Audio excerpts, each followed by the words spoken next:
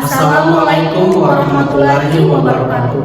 Perkenalkan, saya Julia Laia. Saya Faisal Kadir. Kami dari kelompok 6 akan memaparkan materi kami yang berjudul Sistem Pemilihan Umum dan Sistem Perwakilan.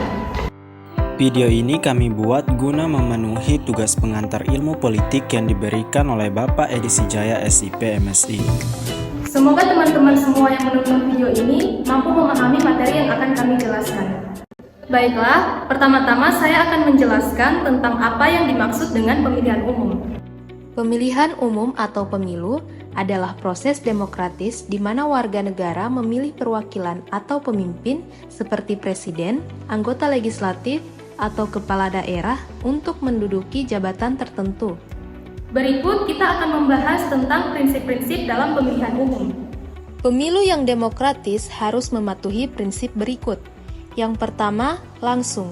Pemilih memberikan suara mereka sendiri tanpa perantara. Yang kedua, umum. Semua warga negara yang memenuhi syarat memiliki hak untuk memilih. Yang ketiga, bebas. Pemilih bebas menentukan pilihannya tanpa paksaan. Yang keempat, rahasia. Pilihan pemilih dilindungi kerahasiaannya. Yang kelima, jujur. Pemilu dilakukan sesuai aturan tanpa manipulasi. Yang keenam, adil. Semua peserta pemilu diperlakukan setara. Selanjutnya, saya akan membahas tentang jenis-jenis sistem pemilu. Ada beberapa sistem pemilu yang diterapkan di berbagai negara. Yang pertama ada sistem mayoritas, yaitu pemilih memilih kandidat secara langsung. Kandidat yang memperoleh suara mayoritas memenangkan kursi. Contohnya, sistem pluralitas atau sistem distrik satu anggota seperti di Amerika Serikat dan Inggris. Kemudian ada sistem proporsional. Kursi di parlemen dialokasikan sesuai dengan proporsi suara yang diperoleh partai politik. Biasanya digunakan di negara dengan banyak partai. Contohnya seperti Indonesia menggunakan sistem proporsional terbuka. Yang ketiga, sistem campuran. Menggabungkan elemen dari sistem mayoritas dan proporsional. Pemilih memilih kandidat di distrik sekaligus partai secara proporsional. Contoh Jerman dan Korea Selatan. Yang terakhir, ada sistem lainnya, yaitu sistem elektoral dan sistem preferensial. Baik, selanjutnya saya akan menjelaskan tentang beberapa tahapan pada pemilu. Tahapan pemilu terdiri dari yang pertama, penetapan jadwal pemilu. Pemerintah atau lembaga pemilu menentukan tanggal pelaksanaan. Yang kedua, pendaftaran pemilih. Warga negara yang memenuhi syarat mendaftar sebagai pemilih.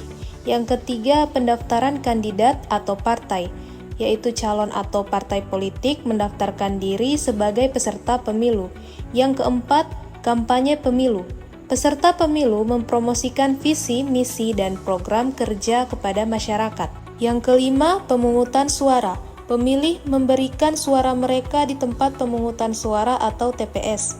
Yang keenam, penghitungan suara. Suara dihitung secara transparan untuk menentukan pemenang.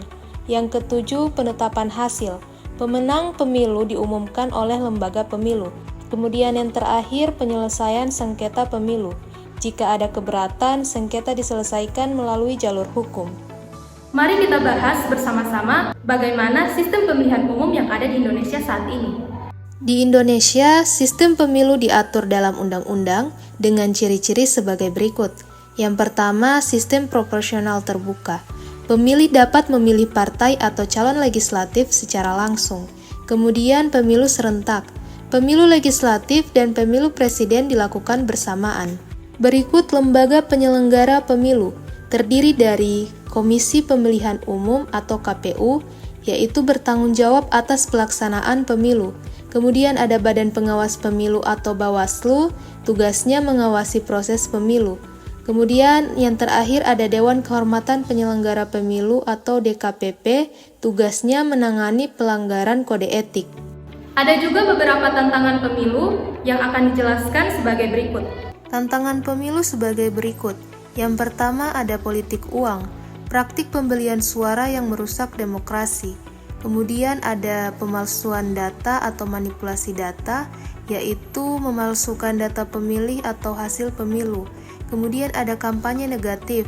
penyebaran informasi palsu atau propaganda untuk menjatuhkan lawan. Berikut ada partisipasi rendah, kurangnya antusiasme masyarakat untuk memilih. Kemudian yang kelima yaitu keamanan, ancaman kekerasan atau gangguan selama pemilu. Dan yang terakhir, saya akan menjelaskan tentang peran masyarakat pada pemilihan umum. Masyarakat memiliki peran yang sangat penting dalam pemilihan umum atau pemilu karena mereka adalah pemegang kedaulatan yang menentukan arah pemerintahan melalui hak pilih mereka.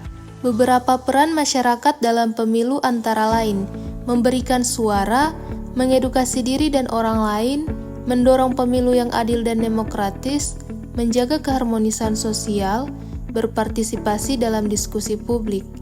Dengan peran aktif masyarakat, pemilu dapat berjalan lancar dan menghasilkan pemimpin yang dipilih secara sah dan demokratis. Pemilihan umum dengan menggunakan sistem perwakilan proporsional atau proportional representation, disingkat PR, dianggap lebih demokratis dibandingkan dengan sistem distrik. Menurut Arel Lispard, ada 4 unsur utama dalam sistem perwakilan proporsional. 1. Keadilan. Sistem ini menjamin bahwa persentase kursi yang dimenangkan oleh partai politik akan sebanding dengan persentase suara yang diterima. Ini menjadikan sistem tersebut sebagai metode yang paling adil dalam pemilihan anggota legislatif.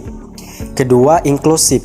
Sistem ini memastikan bahwa semua pihak yang signifikan dalam sistem politik, termasuk kelompok yang berpotensi merusak, terwakili dalam badan legislatif. Ketiga, power sharing. Sistem ini memudahkan pembagian kekuasaan atau demokrasi konstitusional, sehingga memungkinkan lebih banyak kekuatan politik untuk berpartisipasi dalam pemerintahan. Keempat, mendukung demokratisasi. Sistem ini meningkatkan prospek demokratisasi dalam masyarakat yang plural, yang mencerminkan pembagian etnis, rasial, bahasa, atau agama dalam pilihan politik. Hubungan antara sistem pemilihan dan sistem kepartaian. Dengan sistem proporsional, terdapat hubungan antara sistem pemilihan dan sistem kepartaian yang dijelaskan dalam 3 model hukum sosiologis. 1. Sistem mayoritas atau distrik cenderung menciptakan sistem 2 partai. 2. Sistem pemilihan representatif proporsional cenderung menciptakan sistem banyak partai. 3. Kemenangan 2 suara dalam sistem multipartai seringkali mengarah pada pembentukan koalisi. Berikut sistem proporsional terbuka terbatas. Pada pemilihan umum 2004, sistem yang digunakan adalah sistem proporsional terbuka terbatas yang berdampak pada perolehan suara partai politik dan calon anggota legislatif. Dampak dari sistem ini adalah sebagai berikut. 1. Perolehan suara berdasarkan nomor urut.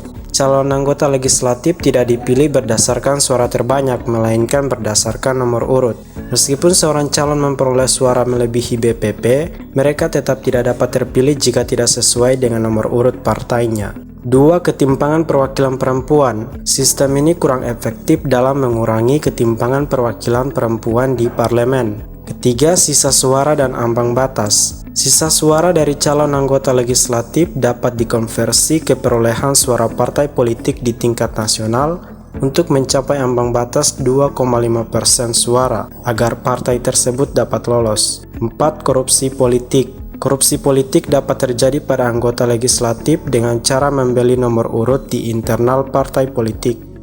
Itu adalah beberapa materi yang dapat kami jelaskan. Semoga materi yang kami jelaskan dapat dipahami.